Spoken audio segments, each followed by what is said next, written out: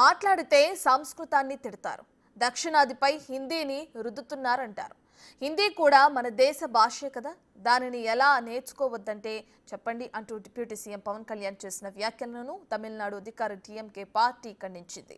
పవన్ కళ్యాణ్ మిడిమిడి జ్ఞానంతో మాట్లాడారని, హిందీ భాష విషయంలో తమ పార్టీ వైఖరిని ఆయన తప్పుగా అర్థం చేసుకున్నారని టీఎంకే అధికార ప్రతినిధి సయీద్ హఫీజుల్లా విమర్శించారు. ఇతర భాషలు నేర్చుకునేందుకు తాము అస్సలు వ్యతిరేకం కాదని, బలవంతంగా రుద్దుతున్న కేంద్రం తీరును తాము వ్యతిరేకిస్తున్నామని ఆయన స్పష్టం చేశారు.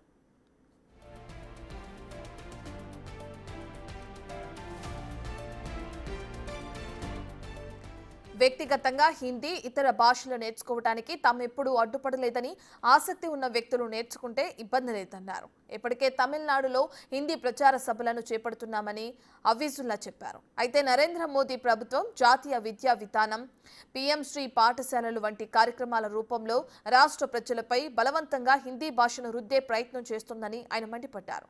ఈ విధానానికి తాము పూర్తి వ్యతిరేకమని పేర్కొన్నారు.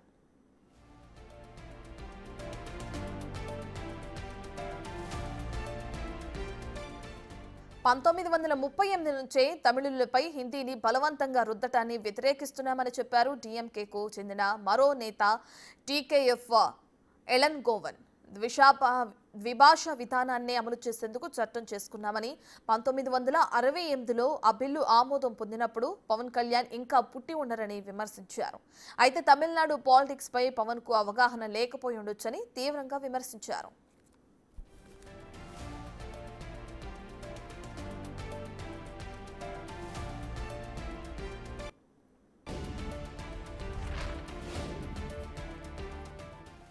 హిందీ భాషను తమిళ ప్రజలపై రుద్దకండి అని చెప్పడం అంటే ఇంకో భాషను ద్వేషించడం కాదనే విషయాన్ని పవన్ అర్థం చేసుకోవాలని సినీ నటుడు ప్రకాష్ రాజ్ విమర్శించారు.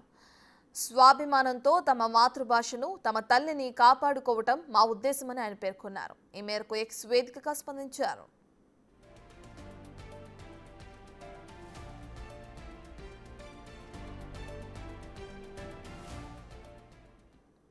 డీఎంకేతో పాటు తమిళ భాషా ఉద్యమకారుల నుంచి విమర్శలు వ్యక్తమవుతున్న నేపథ్యంలో తన వ్యాఖ్యల పట్ల జనసేన అధినేత పవన్ కళ్యాణ్ వివరణిచ్చారు.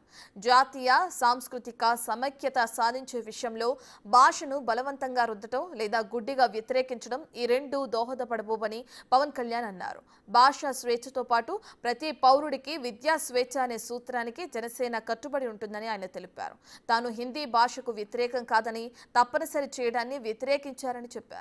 జాతీయ విద్యా విధానంలో హిందీని తప్పనిసరి చేయలేదని, అలాంటప్పుడు బలవంతంగా రుద్దుతున్నారంటూ అసత్యాలు ప్రచారం చేసి జనాల్ని తప్పుదోవ పట్టించాల్సిన అవసరం ఏముందని పవన్ పేర్కొన్నారు.